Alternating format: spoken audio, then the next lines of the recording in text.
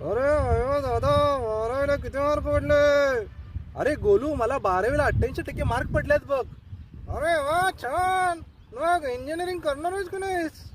अरे होय, तुला कसं कळालं रे? अरे एवढे छान मार्क पडले दादा, आता इंजिनिअरिंगला जाणार नाही तर कुठे जाणार? बट गोलू, कोल्हापुरातील बेस्ट इंजिनिअरिंग कॉलेज कोणतं याबद्दल माहिती आहे का तुला? अरे वा दादा, काळजी कशाला करतोयस? तू आणि तुझ्या मित्रांना सांग.